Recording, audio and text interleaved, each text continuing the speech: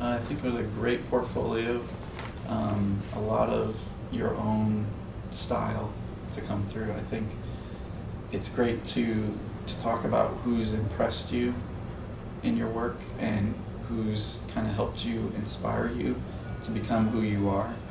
I think that really helps a lot, knowing, you know, what type of background you fall into, the things that you like, the other types of things that you like, and when you're showing your work, to put a little bit of that spin of your style into it, because everybody can do the same things in a portfolio, but if you really go above and beyond and put some of your own feeling and your own style of what you're trying to get across, then that's going to help market you as well, because that's something that helps make you stand out.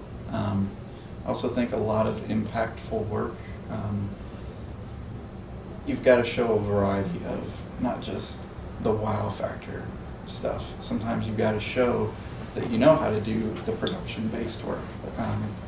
It may not be the greatest looking, but sometimes you need to show that, because it brings you back down a little bit and shows people that you're human, that you're not just this awe-inspiring person, that this is all you want to do.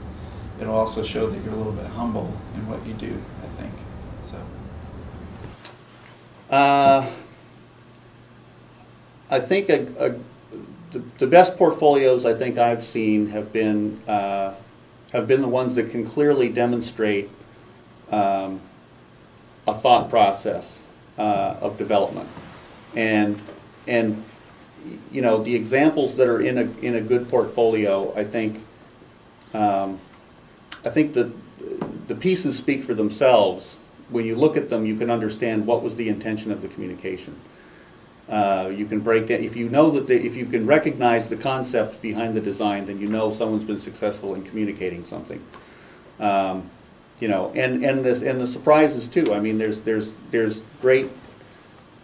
I think when you're looking at a portfolio, when you're looking at someone's individual skills, you're looking for their ability to make the abstract relevant, I guess. So the type of creative solutions or the out-of-box solutions that come from trying to solve a specific problem, but they need to demonstrate, I think, what the specific problem was they were trying to solve. Because if you can't make if you can't put it in context, everything in design communication is all about context. You know, where was it? Who was it sent to? What was it? You know, where was it distributed? How was it distributed? You know, how often was it distributed? Was it part of another brand, you know, initiative? Was it part of were there other pieces to the communication that made the content relevant to the viewer? You know, you have to, if you can talk through all those strategies and make the person understand how this design was relevant to the scope of the whole problem to be solved, then, you know, then it's a great piece to have in the portfolio, because, you know, it's an example of how you, because what you're really looking at with a portfolio is the thought process. You're not looking at the pieces necessarily.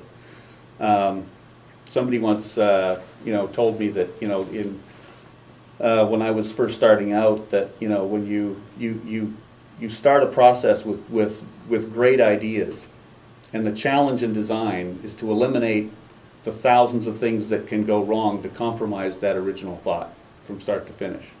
So you're basically, from the time you have a great concept and understand how it's going to be applied to a message, the rest of the process is all damage control.